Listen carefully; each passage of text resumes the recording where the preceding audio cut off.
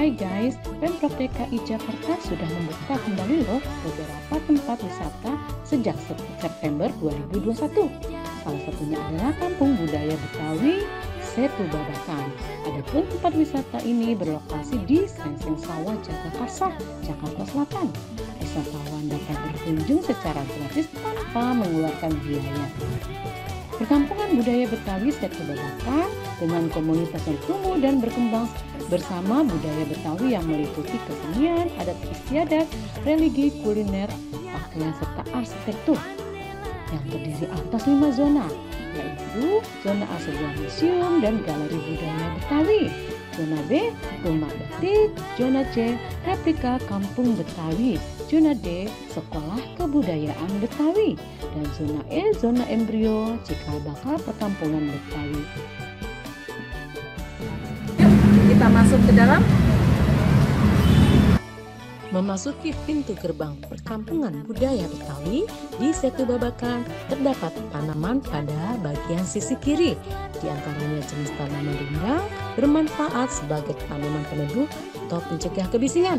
Di antaranya bintaro, kemudian ada juga klui yang dimanfaatkan sebagai sayuran.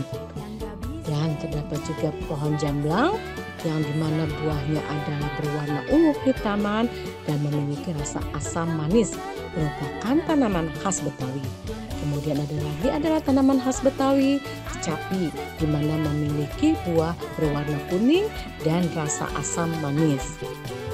Pada bagian depan terdapat beberapa tanaman hias dan tanaman jenis lainnya. Nah, sekarang kita lihat zona A yang merupakan museum untuk wisata edukasi dan galeri 8 ikon budaya Betawi. Mari kita lihat sebelah kanan gedung, terdapat aula cukup besar yang dapat digunakan untuk kegiatan yang berkaitan dengan masyarakat, misalnya pameran, bazar, seminar, atau pelatihan, di mana terdapat ikon Betawi yang diletakkan antara tiang. Pertama yang dapat kita lihat adalah jenis makanan dari Betawi, yaitu dengan nama rambut nenek, di mana rambut nenek adalah jenis makanan yang terbuat dari gula yang dikaramelkan.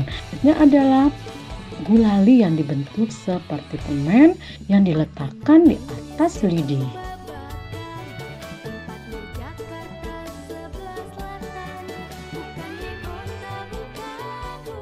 Nah, berikutnya adalah jenis makanan kue, yaitu kue sengkulun. Merupakan makanan ciri khas kota Jakarta yang disajikan pada hari raya Idul Fitri atau Idul Adha, yang dibuat dari bahan dasar sagu dan tepung. Rasa kue ini sangat gurih, terlebih jika dikombinasikan dengan kelapa parut. Berikutnya kue rangi. Kue rangi merupakan kue tradisional yang tersebar di wilayah kebudayaan Betawi. Hal ini diperkuat oleh banyaknya pedagang keliling sehingga kue ini cukup populer di kalangan masyarakat dengan bahan yang digunakan sagu dan kelapa muda. Selanjutnya adalah di bagian seberang terdapat beberapa makanan, di antaranya adalah lauk pauk yang khas Betawi, yaitu sate asam.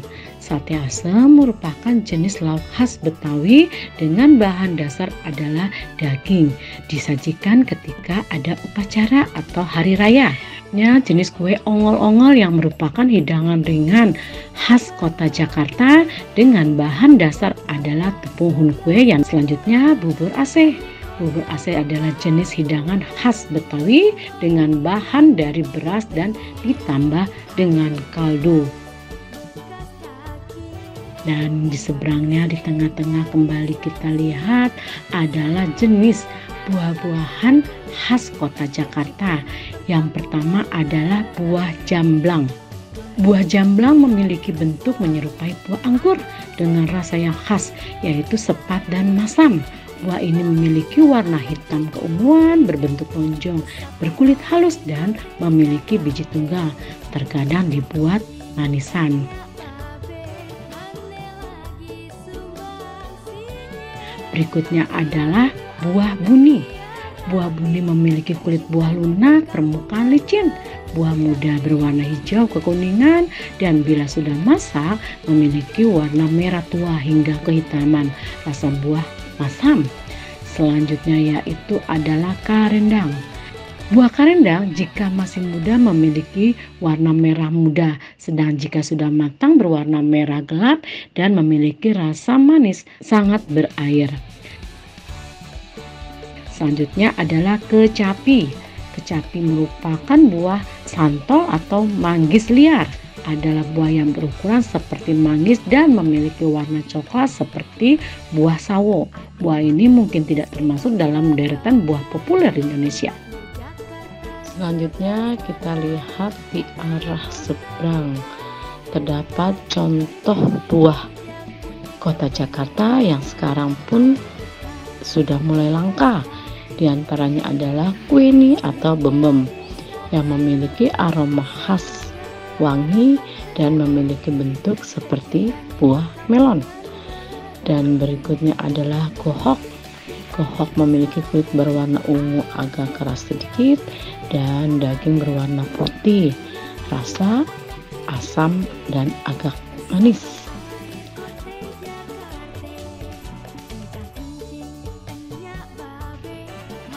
Nah, di sisi sampingnya adalah lobi-lobi. Sama dengan tadi seperti bunyi, hanya lobi-lobi memiliki warna lebih mengkilat dan memiliki rasa yang asam sehingga sering dibuat sebagai bahan tambahan rujak. Nah, ada lagi buah alkesa, mungkin sudah jarang ditemukan atau disebut dengan sawo mentega, sawo Belanda atau sawo ubi karena memiliki warna daging seperti ubi. Di dalam daging buah bisa terdapat 1-6 buah biji berukuran besar dan berwarna coklat. Buah alkesa memiliki aroma harum. Selanjutnya adalah buah namnam. Buah namnam sendiri banyak dimanfaatkan untuk membuat asinan, rujak, hingga campuran sambal karena mempunyai cita rasa khas yang asam dan manis. Nah, berikutnya adalah buah sawo yang sering kita lihat di mana memiliki rasa yang manis dan berwarna coklat. Pada aula ini terdapat beberapa lantai, yaitu terdiri atas 4 lantai, di mana lantai pertama terbuka untuk kegiatan-kegiatan dilakukan secara kelompok atau banyak orang, dan di lantai 2, 3 adalah sebagai tempat untuk administrasi bagian perkantoran dari tempat wisata Setu Babakan. Nah, berikutnya adalah bangunan utama yang merupakan museum yang terdapat di Setu Babakan, di mana terdapat gedung yang sangat megah pada bagian kiri dan dapat diakses langsung melalui area parkir kendaraan. Mari kita ke dalam untuk melihat museum yang koleksinya cukup banyak dengan galeri 8 ikon budaya Betawi. Perlu kita ketahui bahwa terdapat 8 ikon Betawi diatur dalam Pergub nomor 11 tahun 2017. Pertama adalah ondel-ondel, kembang kelapa atau langgat, batik Betawi, baju sadaria, baju kebaya encik atau kerancang, minuman bir petok, kerak telur, gigi balang. Ornamen yang biasanya ditemukan di rumah-rumah masyarakat Betawi yang melambangkan kekokohan orang Betawi. Ini adalah bagian dalam dari Museum Betawi. Di dalamnya terdapat 3 lantai dengan koleksi tematik. Lantai 1 memiliki tema galeri pengantin Betawi. Lantai 3 museum memiliki tema galeri komedi yang akan menampilkan tokoh-tokoh Betawi. Saat ini wisatawan hanya dapat berkunjung ke lantai 1 museum saja, sementara lantai 2 ditutup dan lantai 3 tengah direnovasi. Museum ini juga terdapat sebuah spot kecil dekat pintu masuk galeri pengantin Betawi, yakni Pustaka Betawi sebagai literasi dan penerima tamu, di mana tamu diharapkan untuk mengisi nama di buku tamu. Dan terdapat boneka kecil pengantin Betawi sebagai simbol Museum Pengantin Betawi. Di pintu pertama terdapat kaligrafi dari Al-Quran. Nah, di sisi kanan terdapat beberapa penghargaan atau tentang budaya Betawi.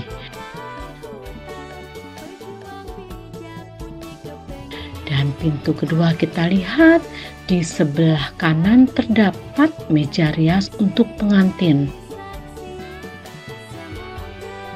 Baju pengantin adat Betawi untuk upacara pernikahan memegang erat nilai kebudayaan. Pakaian ini disebut juga merupakan bentuk akulturasi dari beberapa kebudayaan, yaitu budaya Melayu, budaya Tionghoa, budaya Arab. Pengantin pria memakai pakaian adat Betawi yang dikenakan bernama jare haji yang banyak dipengaruhi budaya Arab. Pakaian pengantin laki-laki ini meliputi jubah panjang serta tutup kepala. Jubah dikenakan pada pengantin terbuat dari bahan bludu yang berwarna cerah atau berwarna hitam. Pengantin wanita menggunakan baju adat Betawi yang bernama rias besar dandanan karenona. Pengantin Cina, sekilas bajunya ada yang mirip dengan pakaian khas Tionghoa. Hal ini dikarenakan budaya Betawi juga ada yang merupakan akulturasi dari budaya Tionghoa. Pakaian dikenakan blus bergaya Cina dengan bahan utama satin berwarna cerah. Untuk bawahannya menggunakan rok atau bernama kun yang berwarna gelap dengan model duyung. Warna yang sering dipakai adalah hitam dan merah. Sebagai pelengkap, bagian kepala dipakaikan kembang goyang bermotif burung hong dengan sanggul palsu, dilengkapi dengan cadar di bagian wajahnya. Pada sisi kanan pengantin terdapat kotak untuk membawa seserahan seperti hamparan sirih, roti buaya yang memiliki filosofi kesetiaan, kemudian jenis kue seperti kue kembang goyang, dodol Betawi, wajib, dan juga biasanya dibuka dengan palang pintu seseorang yang melakukan atraksi bela diri sambil berpantun. Budaya Betawi lainnya adalah kebaya encim. Terdapat bordiran yang berlubang banyak disebut dengan kerancang. Bagian leher berbentuk V atau V-neck. Model asli kebaya kerancang meruncing ke bawah. Di bagian muka bawahnya, runcingan tersebut berukuran 12 cm sampai 30 cm. Dari dasar panggul wanita, model meruncing ini disebut dengan kebaya sondai. Sebagai bawahannya, kebaya encim dipadukan dengan kain sarung dengan model yang beragam, mulai dari model buket, pucuk rebung, kain pagi sore, atau kain panjang yang disarungkan di pinggang buket, tumbak atau belah ketupat. Berikutnya, alat musik yang digunakan dalam acara pernikahan diantaranya adalah gambang kromong, kendang, gong, ningnong, dan krecek yang disimpan di dalam kaca. Hal menarik dari museum ini adalah adanya koleksi terbaru berupa sebilah golok berukuran besar, namanya golok Sirajut. Sirajut sendiri berasal dari kata rajut yang bermaksud untuk menyatukan silaturahmi kembali setelah pemilu.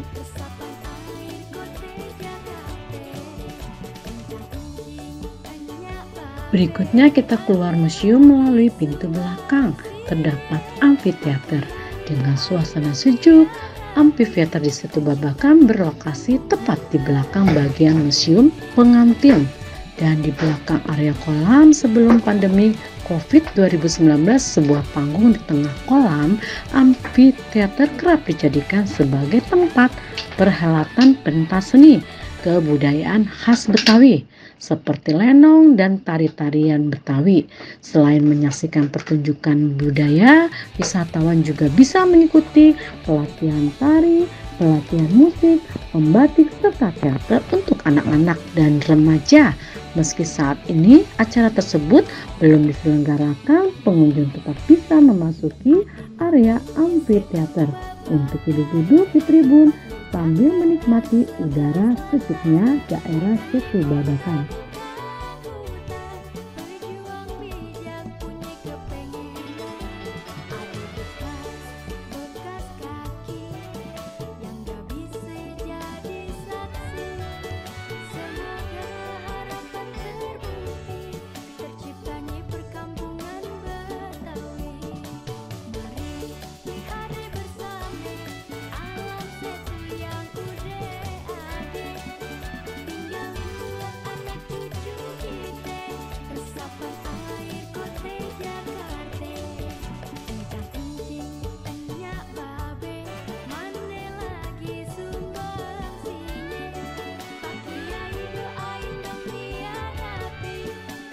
Nah, ini adalah rumah adat Betawi bentuk tipe rumah gudang. Biasa digunakan sebagai tempat untuk menyimpan hasil panen.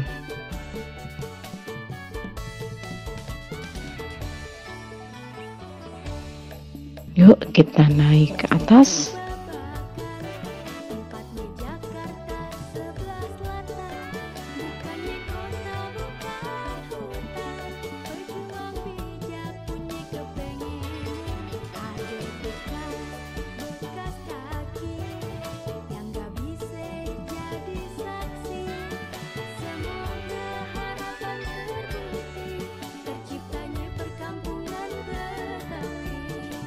Berikutnya adalah rumah adat tipe coklo yang berasal dari daerah Jawa. Yang menjadi ciri khas rumah coklo adalah suatu dari bagian segi empat yang ada pada salah satu garis panjangnya terdapat dari kiri ke kanan pada bagian ruang depan rumah tersebut. Rumah coklo memiliki denah berbentuk bujur sangkar yang terbagi ke dalam 3 kelompok ruang yang sama seperti rumah kebaya.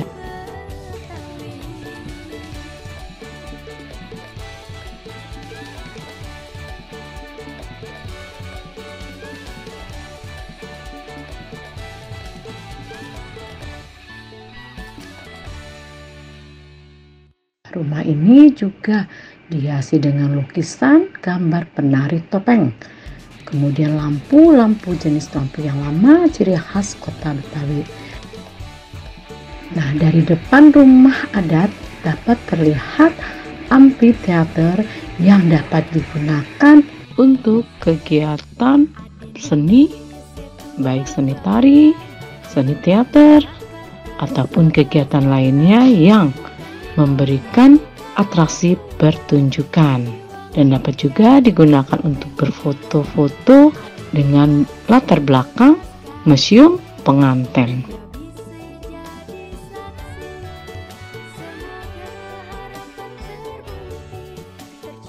Berikutnya adalah rumah adat tipe kebaya.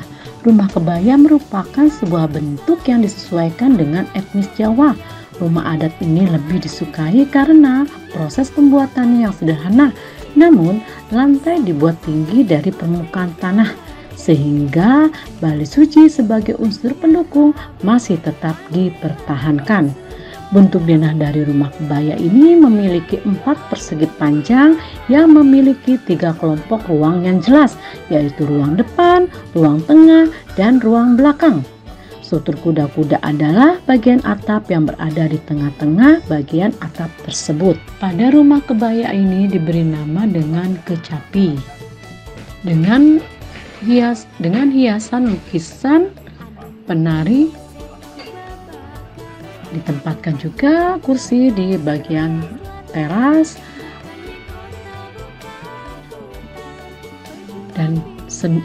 dan arsitektur lainnya mirip seperti rumah gudang dan rumah joglo. Betawi merupakan keturunan dari penduduk di kota Batavia. Kota ini merupakan nama lama kota Jakarta saat berada dalam masa penjajahan Belanda. Nama Betawi sendiri berasal dari Batavia, lalu berubah menjadi Batavia. Betawi lalu berubah menjadi Batavia, menjadi Betawi, dan kemudian menyesuaikan lidah masyarakat lokal menjadi Betawi. Nah, ini adalah jenis rumah dengan atap berbentuk pelana atau rumah kebaya dengan nama alpukat, di mana ini adalah rumah dedengkotnya Betawi, orang yang disegani bagi masyarakat Betawi.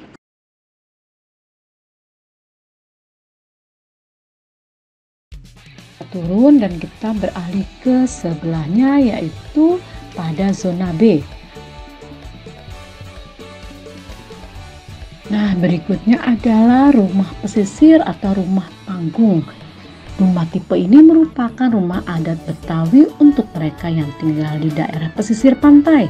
Semua bahan rumah panggung menggunakan material kayu. Bentuk rumah panggung juga tercipta dengan tujuan sebagai pengamanan terhadap air pasang. Adapun ragam hias yang ada pada rumah tradisional Betawi berbentuk sederhana, berupa ukiran pada kayu dengan motif geometris seperti titik, segi empat, belah ketupat, segitiga, lengkung, serta setengah lingkaran dan lingkaran.